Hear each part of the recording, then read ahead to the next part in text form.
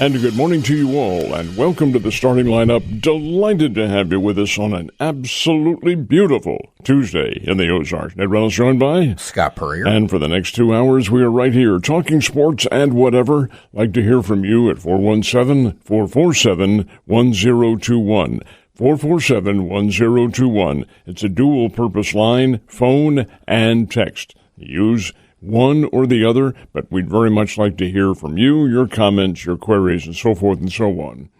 Starting lineups brought to you by Play It Again Sports, Fremont Shopping Center, Battlefield and Fremont Springfield. You can't go wrong, folks. Everything in the sports world that you need, including uniforms, all there at Play It Again Sports, and they'd love to see you down there. Great trade-in values as well. Swing Right Golf at the south end of Campbell Avenue, a little bit north of Nixa, and you will find your swing right there at Swing. That's why it's called Swing Right Golf. 4, that's the key right there. Marshfield Chevrolet, I-44 exit, couple of left turns, and you're driving into Marshfield Chevrolet. And Citizens Bank of Rogersville, with 2 locales, or 2 routes as they call them. One is adjacent to Highland Springs, and the other is in Rogersville itself. Big night of sports, big day coming up. Cardinals and Royals both back in action, and it should be a lot of fun coming up. Yeah, I don't really know what to do with myself when they're both off on an evening. Neither do I. I'm flipping around. It's like, what am I going to watch? You know, and I watched World Cup, and my apologies to soccer aficionados out there. I just can't watch from start to finish. I need the highlights. I need to see the PKs. I need to see the goals. I need to see the controversies. But in terms of the just pass, fall down, I'm dead. I can't stay with it. I'm glad you brought that up, too. If I see one more of those players flopping and on the critical list and then getting up and playing again, what nonsense is this? It's that they look like they need to be air evac'd out of the stadium 1 minute, and then they're back up running down the field. If they would just cut that out, I think it'd be a lot better. I was watching some of the World Cup yesterday with my friend Mr. Nemmers, who is an official, as you know. He pretty much voiced the same comment. Boy, those guys look like they're on the critical list or about to expire. Oh, yeah. Here they are up playing it again. Of course, NBA fans will go, well, LeBron does it, and SGA does it and stuff, and so it's sports now, I guess. One of those things we have to bite our tongue and live with. Hey, you mentioned Play It Again Sports. They've got a big sale going on now through mid-July, basically. Kind of going through some of the stuff. It started June 29th, which was yesterday. It goes through July 5th, Freedom 250 celebration. Among the deals they've got going on, all new and used golf is 10 to 50% off. New Cleveland or Mizuno wedges, 20% off. All dumbbells, Olympic plates, and barbells, 10% off, $1.29 a pound. They've got deals on all disc golf, all junior golf clubs are on sale. Just a little bit of everything there going on at Play It Again Sports. Kind of looking at the baseball, softball end of things. All new baseball shoes, 20 to 50% off. So if you've blown out a pair of cleats already, a good time to go in there and reload for the stretch run here this summer. New bats, 10 to 20% off. Select new baseballs and softballs, 10 to 50% off. Just a ton of sales going on. And they've got a free Highland Dairy ice cream event coming up on July 11th only from 11 to 2. So we'll talk more about that over the next week and a half or so. But Play It Again Sports in the holiday theme of things with sales and specials. Go see Jeff and Jeff over there today. Well, they can also assist with schools that are looking for uniforms, not necessarily this year, but in coming years. Yeah, absolutely. They've got the team store upstairs, and they do a great business with their uniforms. I know they've had letter jackets going. Mm-hmm. Not a good time to wear a letter jacket right now. But speaking of right now, I would like to know a percentage of Springfield Metro people who are not working this week, because it's almost eerie out there on Highway 65 and Chestnut. There's got to be a ton of people that are taking vacation this week with the holiday. Officially, I think most places are recognizing Friday as the vacation day for work, so everybody's out of town. Well, my route to the radio station involves driving past Kraft. Uh-huh. There's nobody there. Yeah. I mean, that parking lot, which is usually filled. Is it still? Oh, it's still, yeah. No. I think they have shut it down for the employees, I think. But there's virtually nobody there. And I think, if I'm not mistaken, this is a period of time when they're cleaning. But over and above all that, that's empty. or virtually speaking empty. But there are others as well. And you see the traffic situation. My favorite's National Avenue. When college is in session, oh my. Oh, yeah. But not now. Well, and usually on 65, it's the Autobahn. Basically pick your lane of 3 lanes there and traffic merging. I got to get over. And today it was like, this is weird. It was almost like a scene out of The Walking Dead. Like, okay, where is everybody? But anyway, hopefully people are listening and enjoying us while they're on vacation. Hope so. Maybe they're not taking a vacation from us, which would not be good. But also wanted to mention our Ozarks Old Timers Luncheons. The monthly luncheon is tomorrow, 11:30 a.m. at Golden Corral over at 2020 East Primrose. That's just off South Glenstone and in front of Best Buy there next to Cheddar's. That Golden Corral. I think it's the only Golden Corral still in business in town, but Marty Hogan and his staff does a great job of hosting us. But tomorrow, Dave Davis, the longtime Hillcrest baseball coach, media guru, going into the Springfield Area Sports Hall of Fame this fall. Dave Davis will be our guest speaker.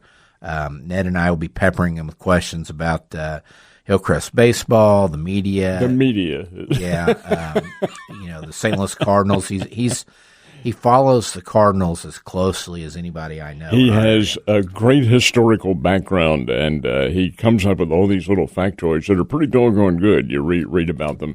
But this will be a unique meeting because while we haven't had a whole lot of these old-timers meetings, this will be probably one of the very few times where we have, as in the same room, 2 individuals being inducted into the Hall of Fame in September. You, Scott Puryear, and Dave Davis. Moving on to the top stories, our starting 5. Thank you, by the way.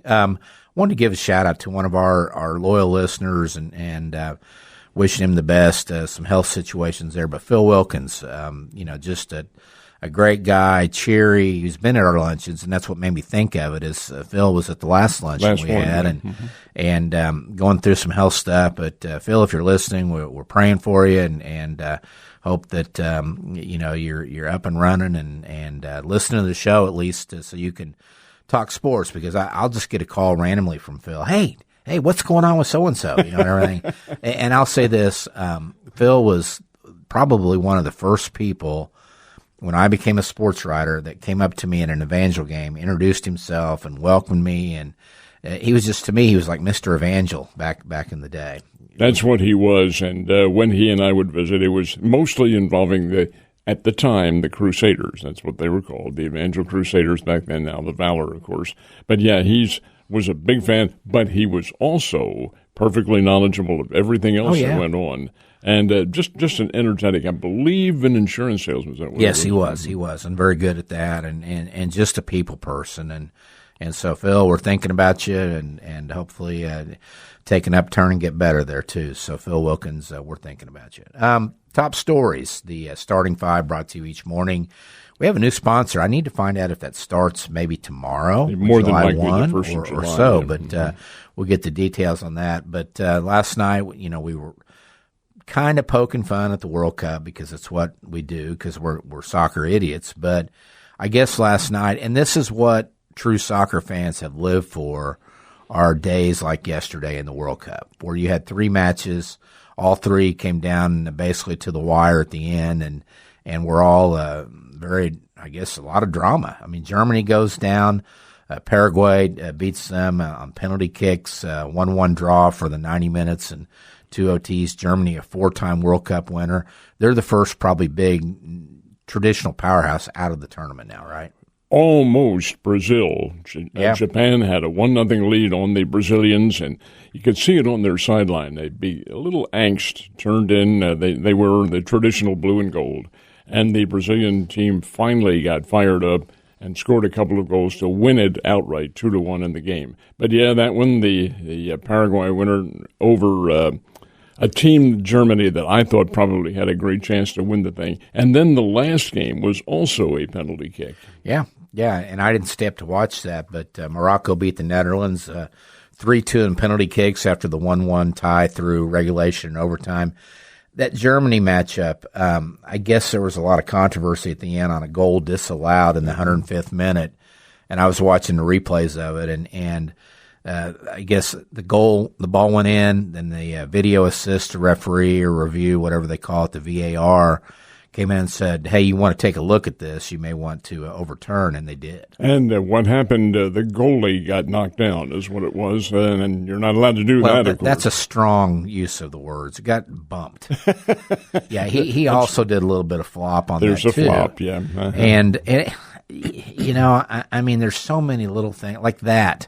To me, that would just be normally in the course of play. I mean, the guy, and if you watch the replay of it, the goalie for Paraguay actually started the contact, initiated his move toward the defender. What's the defender supposed to do? Just clear out of the way so the guy can get to the ball, or this or is so much a differential between American football and what they call international football, where they allow a little bit of contact. But everybody makes such a big deal about the contact. Gosh, in football, that wouldn't even deserve a mention, something like that. No. And they're all, and we get it. They're trying to buy a call. That it worked for that keeper for Paraguay. I mean, that, the contact, he kind of over dramatized how much contact there was. And next thing you know, you get the VAR saying, hey, let's take a look at this. They overturn it. And then Germany loses in the penalty kicks there. So, yeah, 3 great matches yesterday. We've got 3 on tap today. Of course, we're in the knockout round where if you lose, you're done. You go home. You've got Ivory Coast versus Norway at noon. That's being played down in AT&T Stadium. Jerry World down in Arlington. France versus Sweden at 4 o'clock at MetLife Stadium in East Rutherford.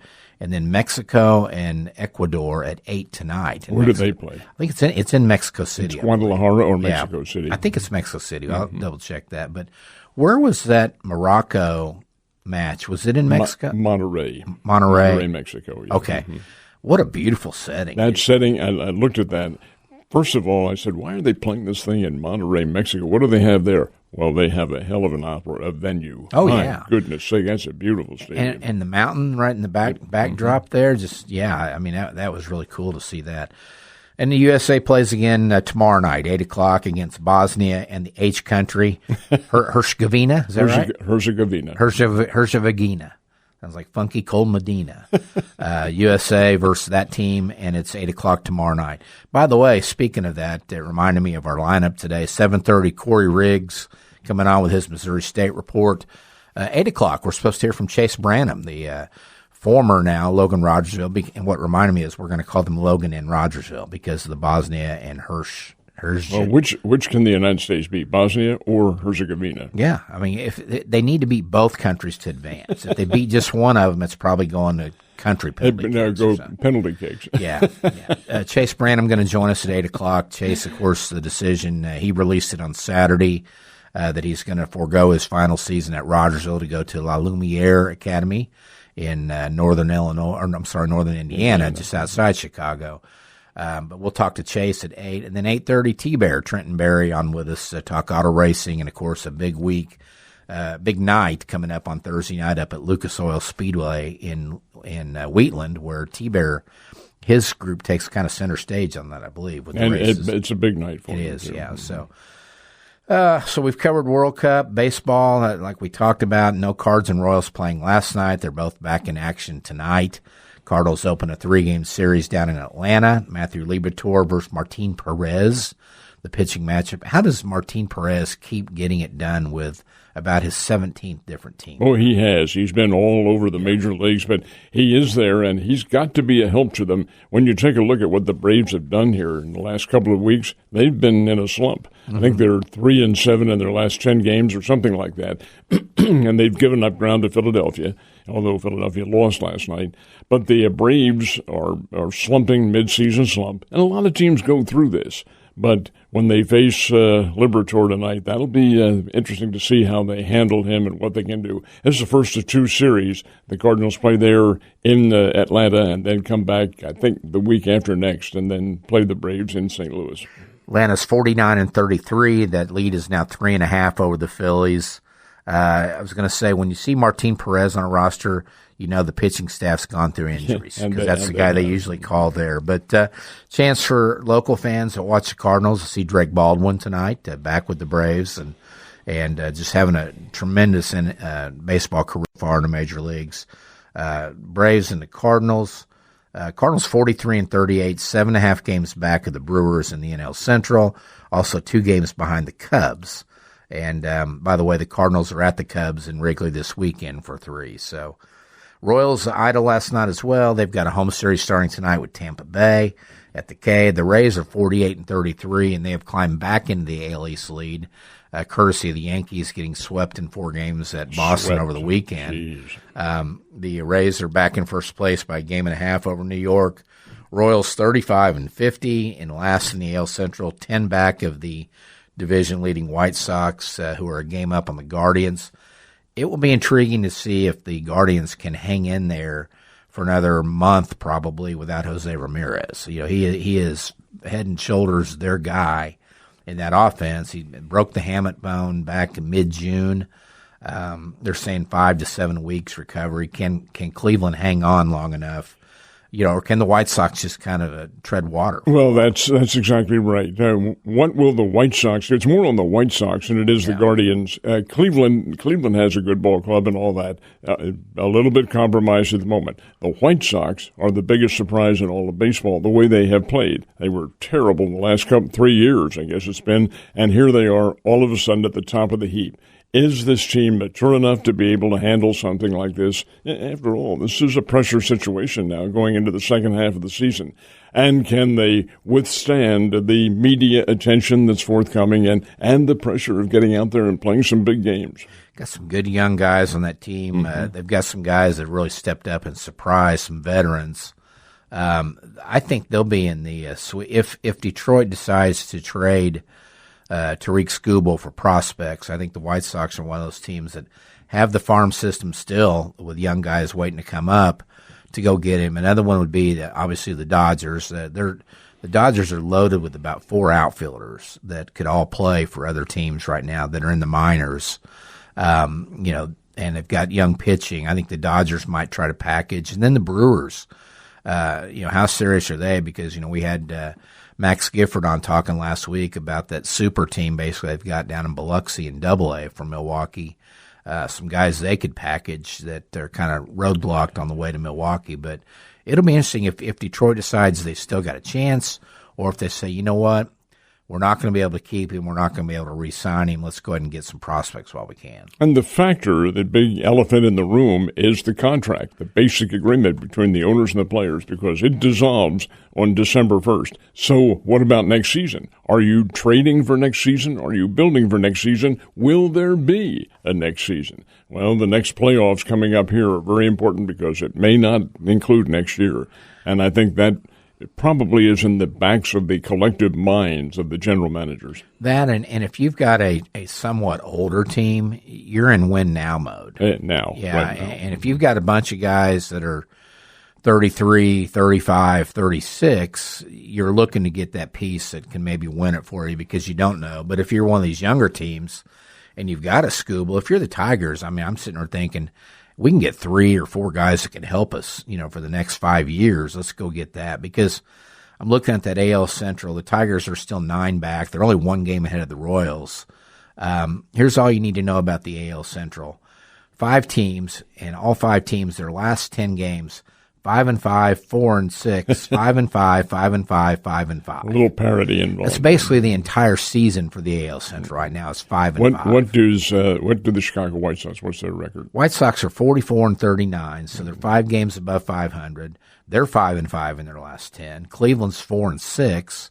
You're right. It may be treading water for the month of July, and these standings could look exactly like this a month from now, and it wouldn't surprise anybody because that's what these teams are doing. But a month from now is the trade deadline, and therein lies the key. What are they going to do? What decisions are going to be made? It's not just the other teams we're talking about. It also involves the St. Louis Cardinals. What do they do? Are they traders? Are they buyers? And a lot of it depends on what's going to happen after the All-Star break. At least in my opinion, that's where the barometer will fall. I think the Cardinals, if I had to guess today, Lars Nootbaar and Dustin May are 2 trade chips that they're going to send off because those guys, while they're good veteran players, they're kind of pieces and parts. They're also roadblocking some guys down at Memphis. That would you throw in Victor Scott in that deal? I don't know what anybody will give for him right now. I mean, you can't steal first, and that's been the story of his career in the majors. Is and I think it was Rob Raines that made the comment that when he gets on, he's not running as much. He'd get on and he wasn't stealing like you would think Victor Scott would get on and it would be, okay, he's going to be at third base. Exactly. And he just wasn't running much at all. But hey, before we go to break, I heard this mentioned yesterday on another, I think it was the Visa Network. How many American League teams have above 500 records out of the 15? Above 500? Yeah. I'll guess 4.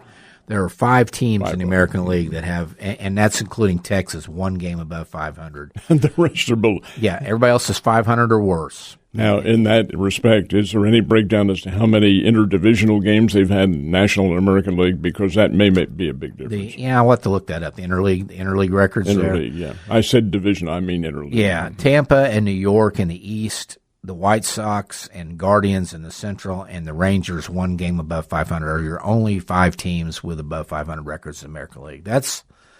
It's alarming. But it's also an indication of kind of the balance over in that, or an indication that the National League may be a little bit superior if those teams below 500 have played basically National League teams. Looking 9, I believe, in 9 of the 15 in the National League are 500 or better. So 9 of 15. Yeah. You mentioned it before we do that. Yeah. Mentioned the older teams that need to think about winning right now. My club, Philadelphia, is one of them. You've got Schwarber and you've got Bryce Harper and several other older players on that team. Marsh is also one of them. Need to win it now, or you're not going to from here on in. We'll see. Yep. We'll take a timeout on the starting lineup. Be right back. And we are into the starting 5. Fire away. Yeah, the Springfield Cardinals, day off yesterday as tradition in the Texas League, open up a 6-game set at home with the Arkansas Travelers, starting tonight over at Route 66 Stadium. Top 2 teams in the Texas League North right now, Springfield at 5-1, Arkansas at 4-2. We've talked about it all week, but this is an Arkansas team with 2 of the top probably 25 pitching prospects in the minor leagues in baseball coming to town. Cade Anderson and Lundell was on with us yesterday, and he thought Anderson might start Friday night for Arkansas, which means Ryan Sloan would follow him on Saturday. Anderson was an LSU star, if you remember him, big lefty. Mm-hmm. I think this year he's like 8-0 with a 1.2 ERA, and Sloan is a 20-year-old former high school kid out of Illinois that has really climbed the charts and getting it done for them. So Cade was supposed to be, according to the hype, and maybe the next coming of Skeens at LSU. Yeah, the left-handed Skeens, mm-hmm. and looks a little bit lanky, kind of like a Chris Sale type out there, except not quite as tall and lanky. But so the Cardinals home all week. Arkansas Travelers in town starting tonight over at Route 66 Stadium. We touched on this briefly because it happened during our show, but they had the 1-hole sudden death playoff in the Travelers yesterday on the PGA Tour. Victor Hovland gets the win. He birdies the first playoff hole. Scotty misses. Hovland makes about a 9-footer for birdie, and Scotty's got about a 4-footer to tie and send it to another playoff hole, which they would have just played 18 again.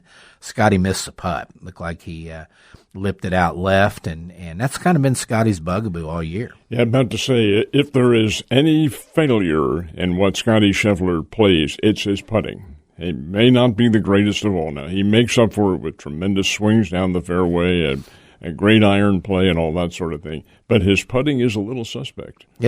Although Sunday he nailed that par putt that he needed again. Yeah, 18, he makes, about a 10-footer to force the playoff there. And it shows how good you are when we're nitpicking about you losing in a playoff and in an elevated event there. But and if there's ever any question about, and this was in my mind, do they really give a damn? I mean, this guy's won a whole lot of money and all that sort of thing, and he's a number 1 golfer in the world. But does it really resonate with him when he holed that putt to force overtime? You see his reaction? Yeah, it was legitimate.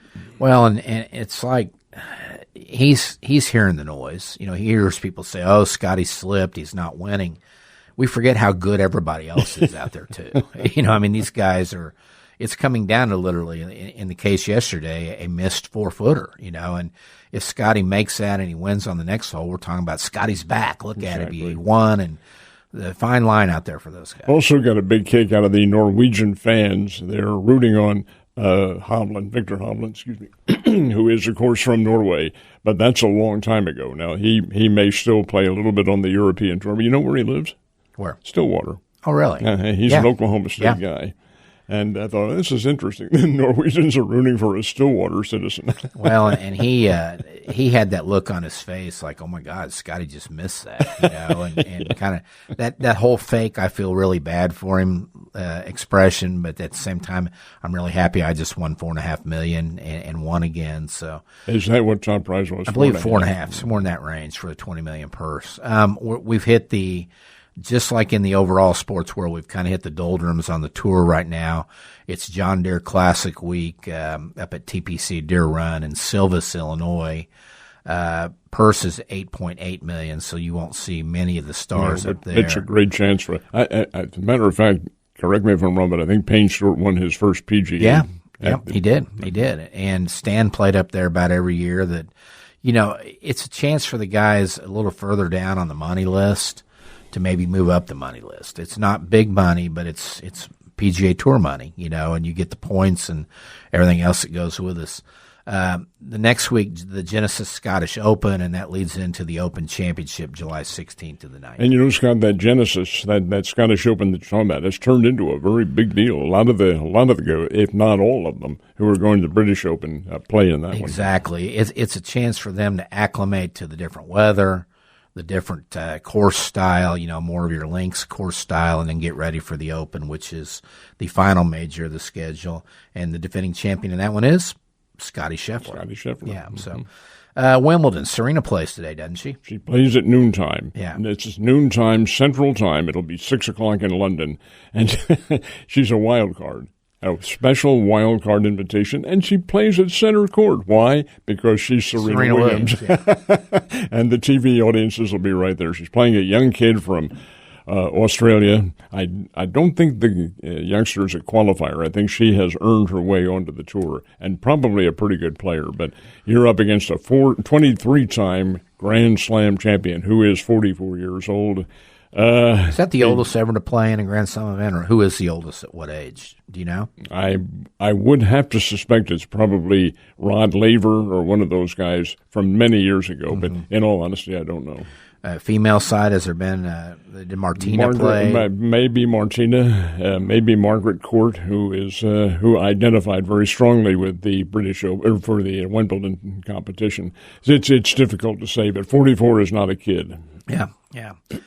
NBA free agency starts today at 5 o'clock. Had some deals yesterday getting out ahead of it. Ja Morant on the move finally out of Memphis. He goes to the Portland Trail Blazers in a deal for Jeremy Grant and Chris Murray. The Ja Morant saga in Memphis had finally worn thin. 26 years old, immensely talented.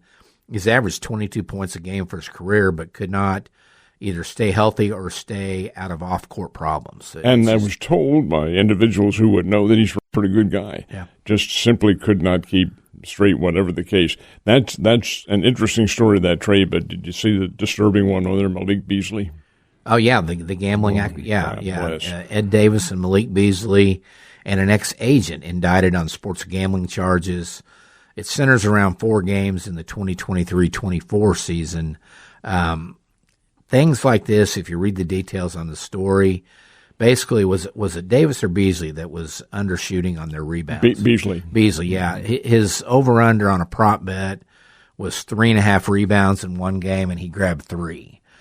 His over-under, I think, was 3.5 in another game, and he literally pushed a teammate out of the way to grab a 4th one with 1 second left. And there were some isolated shots of him that have been taken when he's bringing the ball. He's playing out of point guard position.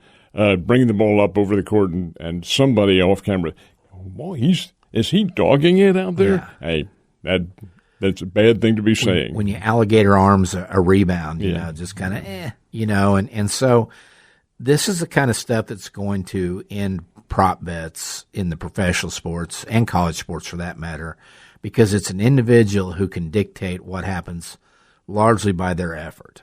You know, how hard, and rebounding in the NBA is simply, in a lot of cases, a matter of a guy going and getting the ball.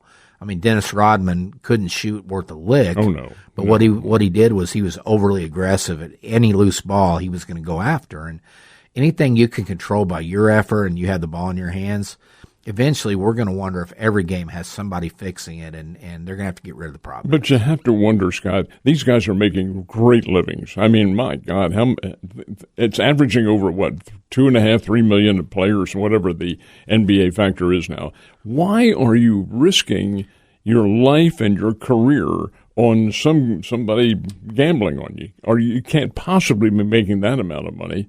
And to do that just blows my mind. And here's Beasley, folks. If he's found guilty of these charges, if ever goes to trial and all that, he's out of the NBA. He already is, for that matter. He's playing in Puerto Rico.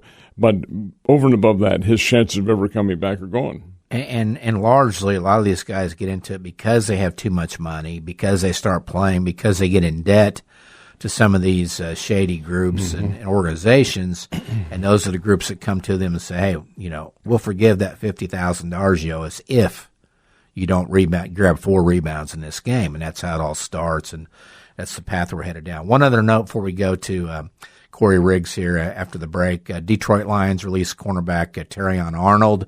He was a first-round pick in 2024 out of Bama. He allegedly arranged for the kidnapping and beating of 3 guys down in Tampa that he thought had robbed him while he was down there on vacation at Airbnb. So he is arrested on those charges, but he did receive a letter of support from Coach Saban.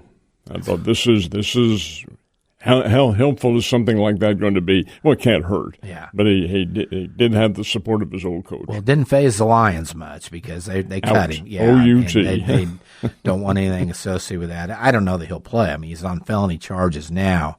It'll be a while, but it hurts teams like that when your first-round pick from 2 years ago is not even on your roster anymore. That's not a good thing. So let's take a break. We will take a quick timeout on the starting lineup. Be right back. And we welcome you back to the starting lineup. Great to have you with us on this Tuesday. Starting lineup brought to you by Play It Again Sports, by Swing Right Golf, by Marshfield Chevrolet, and by Citizens Bank of Rogersville. I'm Ned Reynolds, along with Scott Puryear. And a special guest. Special guest, as always, on Tuesday mornings. He's our Missouri State report, live from Corey Riggs, voice of the Bears. Corey, good morning.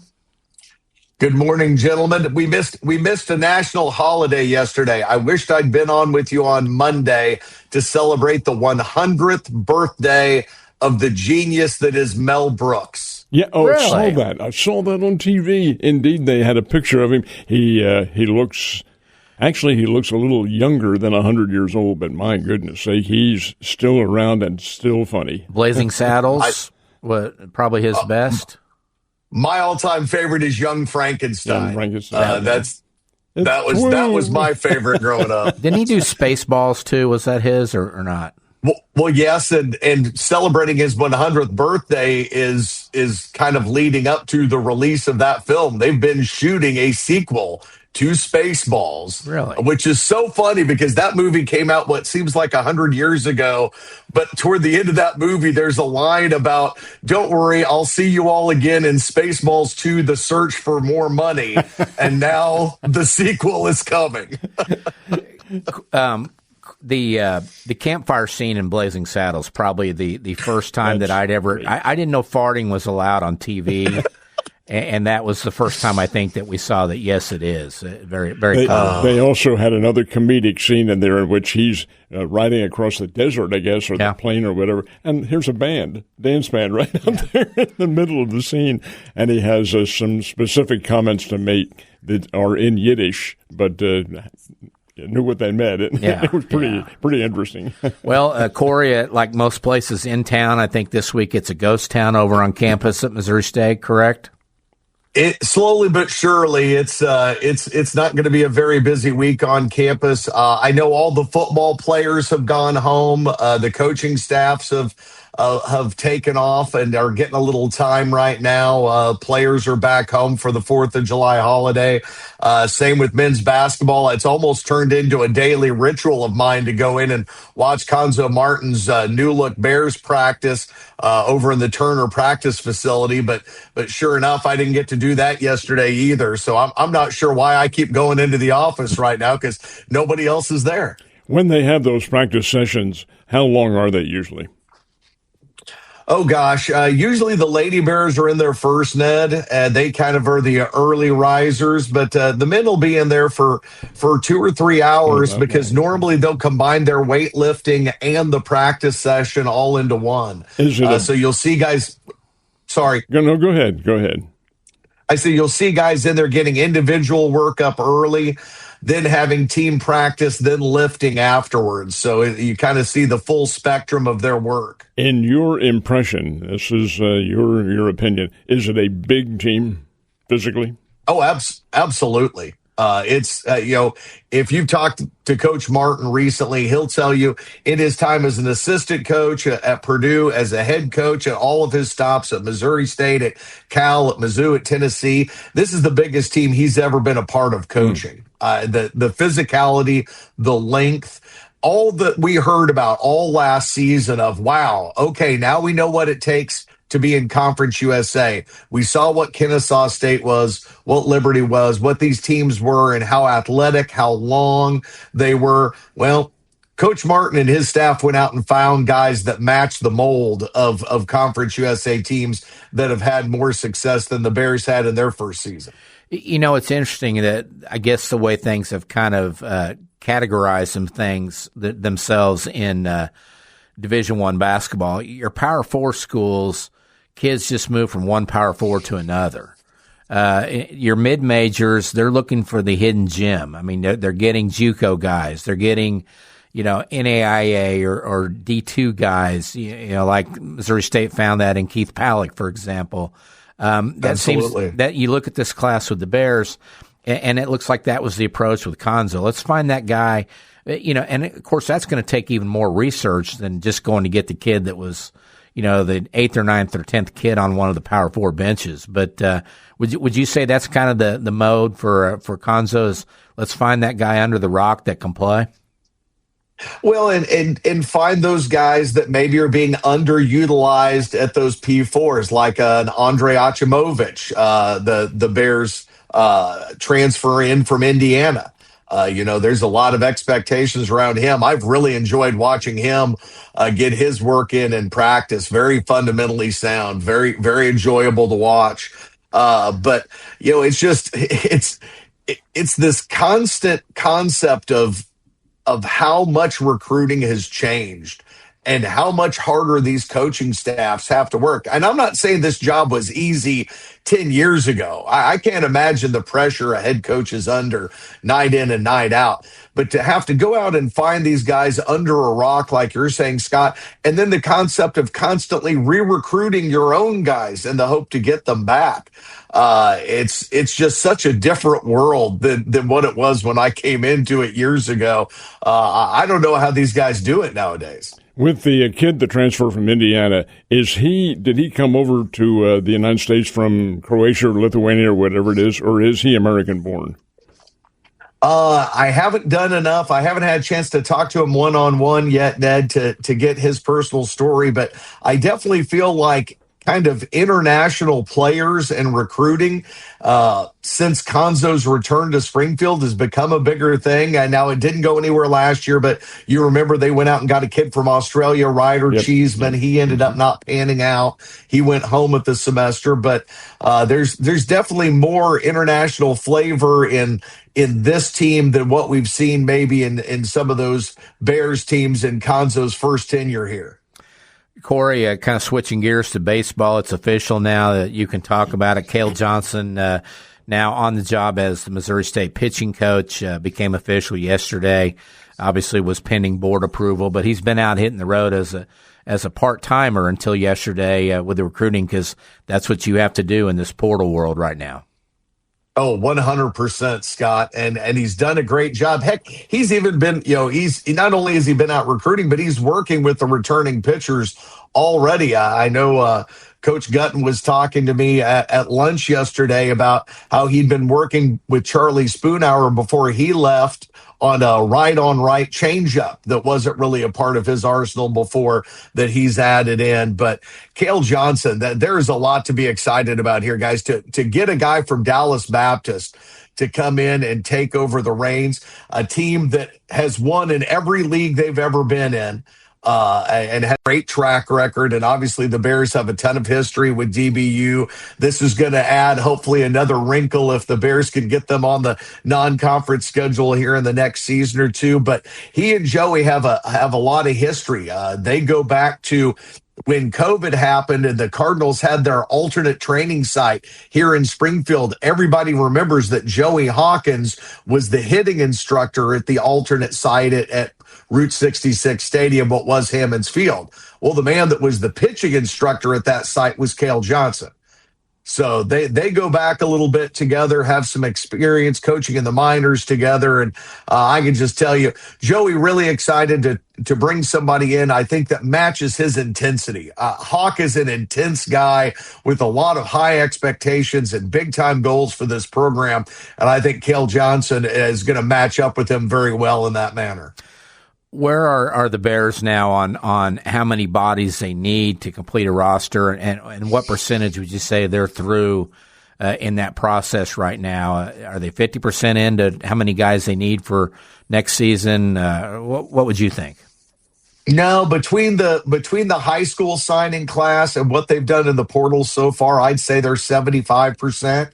I ran into Aaron Sawchuk, the chief of staff with Bears baseball yesterday, and Saw told me they had 2 more guys that were supposed to be on campus either yesterday or today. So if you get those 2 locked up, then you're probably 85-90% of the way there. So they're getting closer, but they're going to have to keep a couple of cards in their back pocket because you just don't know about the draft. There are guys that have committed to come here, but they're draft eligible too. And if somebody gets a wild hair and takes one of those guys, or if one of those guys, say Ned, is having a great summer in the Cape Cod League, they might not be here come June 11th, 12th, 13th to be a part of the Bears team because they've gotten an offer to chase their dream and be a pro ball player. Yeah, frequently when you take a look at the backgrounds of some of these outstanding players who did not go to college, they have often made a commitment to go, and the commitments are right, be it Vanderbilt or LSU or whatever, but decided to go pro. To that end, to your knowledge, has any plans been made for Battle for Bell this year? I have no reason to believe that it's not set as usual. I know there has been a conversation about the possibility of playing it at Drury over at Meadow Park. Because obviously the Bears played their last home game of the regular season over there. And to be honest with you guys, Coach Gutton and I had a blast.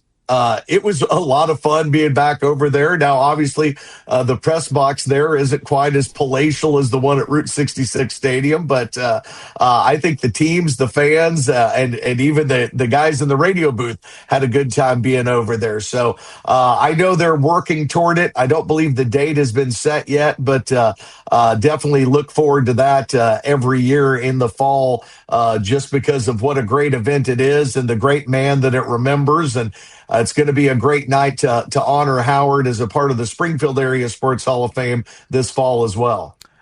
Corey, I think there's 3 Bears in particular as we kind of barrel toward the Major League Baseball draft. By the way, starts on July 11th. You are correct, Ned. It's Saturday. NBC carrying the first part of that, which is kind of different than NBC would, mainstream TV would jump in. Of course, it'll be on Peacock as well. But with Kayden Boganpole, Curry Sutherland, and Max Knight, and there was video footage of Bogey at the Combine out in Arizona, and I'm looking at the video now, 110 to 114 over and over with damage, popped a 119.4 exit velocity that got a rise from the scouts in attendance. So, Bogey obviously did not have the year that some people might have thought he would have this year. He didn't see many pitches. And what do you think? Do you think the numbers were simply a fact that he was being pitched around and then he kind of settled into where he wasn't quite as aggressive as he'd been in the past as a result of that? I think that played something into it, Scott. I also think, it's just not an easy thing when you're walked 50 plus times a year, all 3 years of your baseball career. You're not getting as many options. A lot of guys jump to the intentional walk with Kayden really quickly, too, to where he didn't even see the 4 pitches outside the zone anymore later in the season. But, when you go back and you look at what he was able to do at the draft combine, I think he showed everybody what Coach Hawkins and everybody here in Springfield already knew. That is an elite swing and an elite bat. 119.4 exit velo. No one hit the ball harder in the draft combine than Kayden Boganpole. He was a day one participant. On day one, he also had 2 of the top 10 distances on those home runs that he hit. He had number 5 and number 6. And so if you dig into the weeds on Twitter and some of the different pundits that are projecting the draft right now, going into that draft combine, I saw Bogey listed anywhere from about 93rd to 110th overall in the rankings, because a lot of guys will rank the top 150. So he was coming in, high 90s, low 100. After the draft combine, I've seen numbers as high as 63 overall. Which would be what, early third, late second type stuff there? Yeah. All those scouts have to do is go up on the roof of the Bill Rowe Training Center and do the measurements. There's got to be a 500 or more shot up there, or even on the administration building where he planted a couple of them as well. What are you hearing on Curry and Max Knight? Not hearing as much on Max right now, and we've talked about that at length. I think if there's an offer on the table for him, I think he takes it.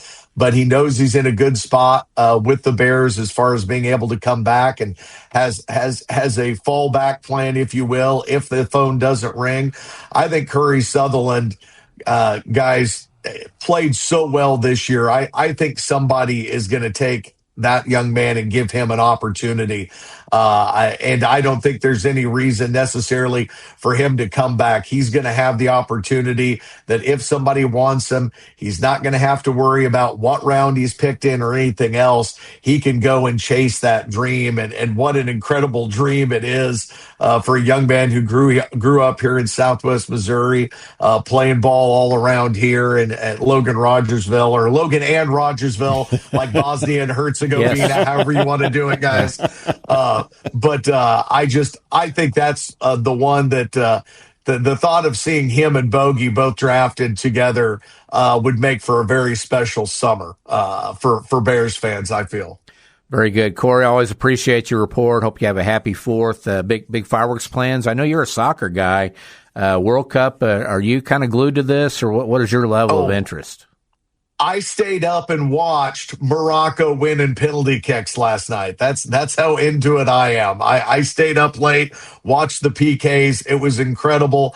A lot of upsets yesterday. But, yeah, actually, I'm thinking about going out to Mumbles tomorrow night for the America match and see what the fans are like, and everything. Should be a lot of fun. But, hey, this weekend, America's 250. It combines my 3 favorite things: barbecue, beer, and blowing stuff up.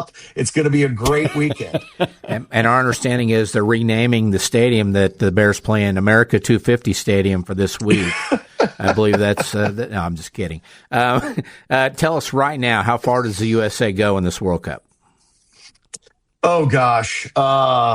They've never been past the semifinals. I think it would be amazing if they got there. I think I saw, by the way, NBC's coverage has been amazing. Mm-hmm. I am a huge Rebecca Lowe fan now, as a lot of people are getting to know her now that weren't Premier League fans.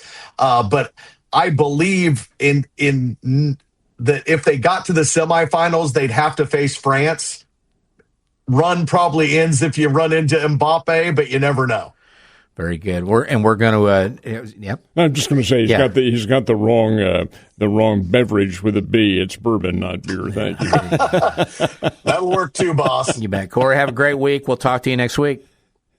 See you guys. Thank you. We take a timeout here. Yeah. Timeout on the starting lineup. Be right back.